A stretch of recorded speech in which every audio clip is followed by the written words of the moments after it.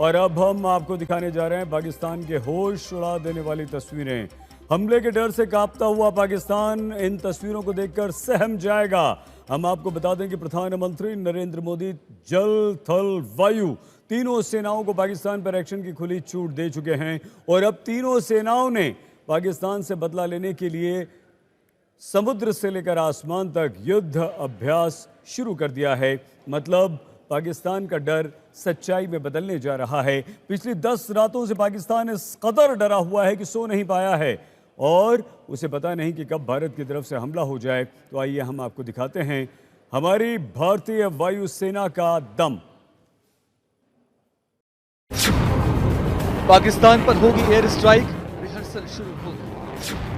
आसमान में भारतीय फाइटर्स ने भरे फर्राटे, पाक का कलेजा कांपे। भारतीय वायुसेना के लड़ाकू विमानों की गर्जना, दहल गई पाकिस्तानी सेना।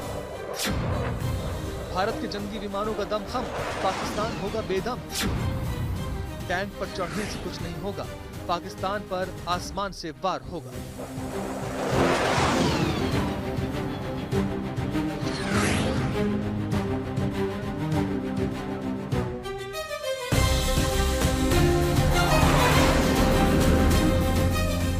ये भारतीय सेना को फ्री हैंड मिलने की पिक्चर है। भारत के इसी आक्रामक तेवर से पाकिस्तान के होश उड़े हुए हैं।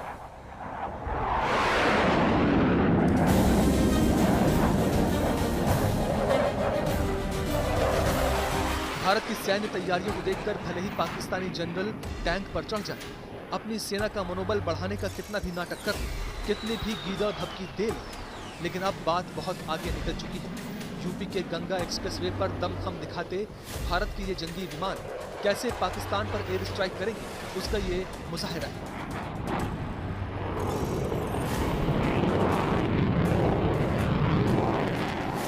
यूपी के शाहजहांपुर में भारतीय वायुसेना ने गंगा एक्सप्रेसवे पर 3.5 किलोमीटर लंबी हवाई पट्टी पर जगुआर, मिराज जैसे 15 लड़ाकू विमानों ने आंधी तूफान के बीच टच एंड गो किया। सबसे पहले C-130J सुपर हरक्यूलिस विमान ने एक्सप्रेसवे पर टच एंड गो किया।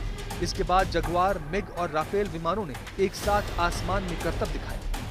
सिर्फ AN-32 लड़ाकू विमान ने एक्सप्रेसवे पर लैंडिंग की। उसे आगे बढ़ना था, लेकिन हवा की गति इतनी तेज थी कि वो आगे बढ़ नहीं सका।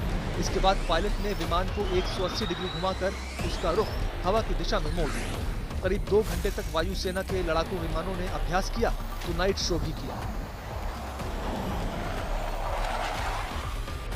युद्ध या राष्ट्रीय आपातकाल के समय वैकल्पिक रनवे के रूप में एक्सप्रेसवे की क्षमता का आकलन करने के लिए ये अभ्यास हुआ। जो फाइटर प्लेन्स हैं एक एक करके ये टच डाउन कर रहे हैं लगातार इस एयर स्ट्रिप पर जो कि गंगा एक्सप्रेसवे पर बना हुआ। और आप देखिए किस तरीके से बिल्कुल ये नीचे पहुंच गया है। इसने ये टच डाउन किया और अब ये ऊंची उड़ान लेगा। भारी गर्जना के साथ इस वक्त इसका लोग स्वागत कर रहे हैं और टच डाउन के बाद इस फाइटर प्लेन ने उड़ान भरी है। सुखोई ने सबसे पहले ली थी उड़ान। ये मिग बताया जा रहा है कि ये मिग हो सकता है, हालांकि दूर से देखकर पहचानना एक आम आदमी के लिए मुश्किल है।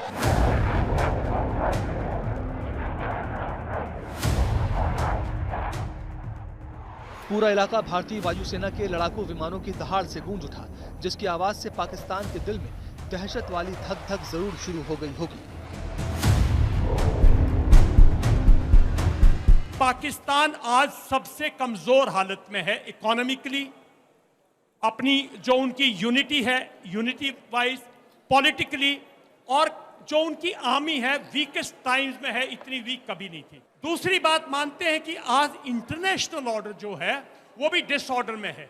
आज दुनिया में कोई किसी को रोक नहीं सकता, कोई किसी की मदद नहीं कर सकता।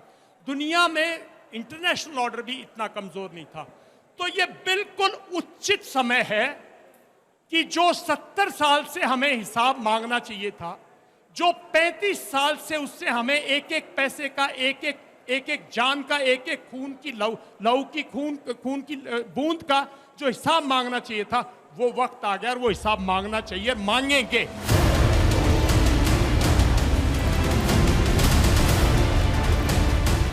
आपको बता दें कि पाकिस्तान को भी डर है कि भारतीय वायुसेना एयर स्ट्राइक कर सकती है, इसलिए पाकिस्तान की तरफ से भी कराची एयरबेस पर 25 फाइटर जेट तैनात किए गए हैं। ये वही फाइटर जेट है जो उसने चीन से मंगाए थे, क्योंकि पाकिस्तान को लग रहा है कि भारत लड़ाकू विमानों से लाहौर या कराची पर हमला कर सकता है। इसलिए पाकिस्तान ने लाहौर और कराची का ही एयर स्पेस बंद कर दिया है, ताकि कोई फाइटर प्लेन इन दोनों शहरों के ऊपर से न गुजर सके। पाकिस्तान को डर है कि अगर भारत लाहौर या कराची पर हमला करता है तो ये बहुत गंभीर स्थिति होगी। इससे फुल वॉर शुरू हो सकती है। पाकिस्तान के लिए इसके बहुत गंभीर नतीजे हो सकते हैं। कराची पर हमला पाकिस्तान को समुद्री रूप से अलग थलग कर सकता है, और अगर यहाँ हमला हुआ तो हजारों जानें जाएंगी और लाखों शरणार्थी बनेंगे। कराची में पाकिस्तान के दो सबसे बड़े बंदरगाह पोर्ट ऑफ कराची और पोर्ट कासिम है। कराची पाकिस्तान का सबसे बड़ा शहर है और देश की अर्थव्यवस्था का इंजन कहा जाता है।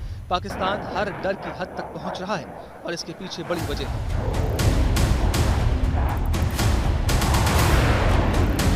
1971 की बात है जब पाकिस्तान ने भारतीय वायुसेना के एयरफील्ड्स पर हमला किया था। उस वक्त उसे इसकी बड़ी कीमत चुकानी पड़ी थी। उस दौर में भारतीय नौसेना ने ऑपरेशन ट्राइडेंट चलाया और इसके तहत पाकिस्तान के सबसे महत्वपूर्ण कराची बंदरगाह को खाक में मिला दिया था। भारतीय सेना का हमला इतना करारा था कि कराची बंदरगाह 7 दिनों तक धू धू कर चलता रहा। कई महीनों तक पाकिस्तान इस पोर्ट से कोई कारोबार नहीं कर पाया था। एक तरफ एयरफोर्स तो दूसरी तरफ नौसेना ने अरब सागर में अपनी मौजूदगी से पाकिस्तान की नींद उड़ा रखी है। नौसेना के एयरक्राफ्ट कैरियर INS विक्रांत की तैनाती के साथ साथ राफेल, सुखोई, जगुआर, मिराज जैसे युद्धपोतों का पूरा बेड़ा तैयार है।